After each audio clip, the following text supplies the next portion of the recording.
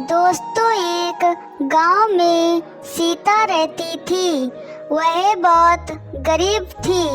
वह सेब बेचने का काम करती थी और उसी गांव में एक सेठ रहता था।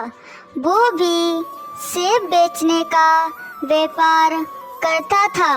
जब वो दोनों सेब बेचते थे तो सीता के पास ही सेब लिया करते थे, क्योंकि वो मीठे व स्वादिष्ट सेब बेचती थी।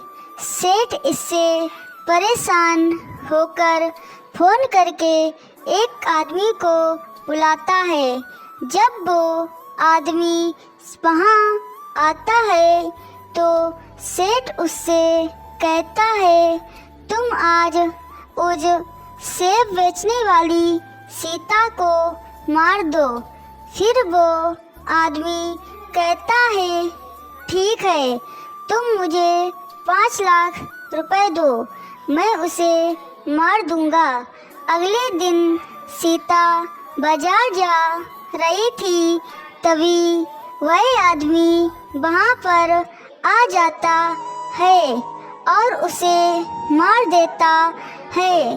सीता मरने के बाद एक चुड़ैल बन जाती है।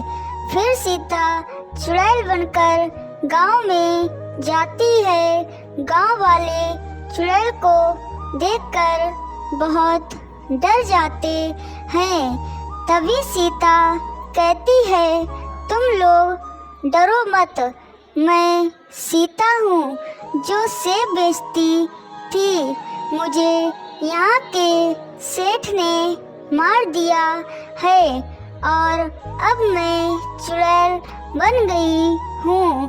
गांव वाले कहते हैं, हम लोग आज से सेठ के पास सेब नहीं लेंगे।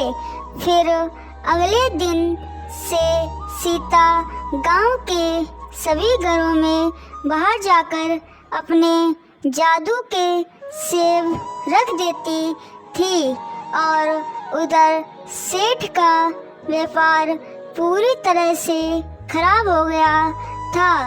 फिर अगले दिन चुड़ैल सेठ के पास जाती है और उससे कहती है, मैं सीता हूँ, तुमने मुझे मारा है।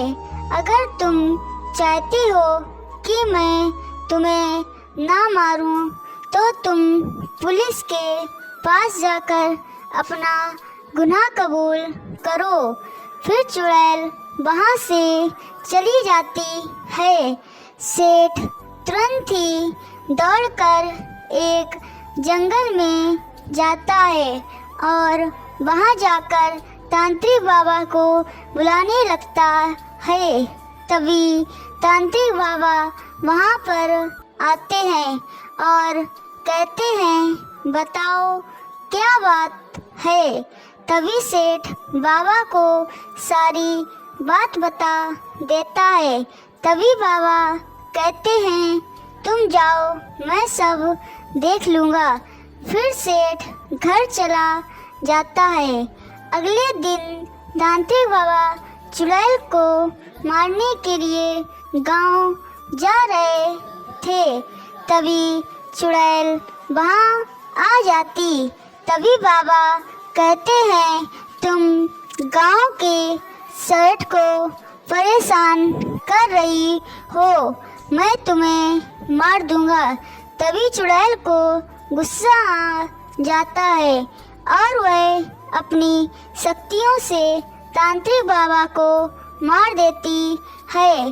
फिर चुड़ैल सेठ के घर पर जाती है। वह सेठ सो रहा था। तभी चुड़ैल अपने जादू से उस सेठ को भी मारकर अपना बदला ले लेती है।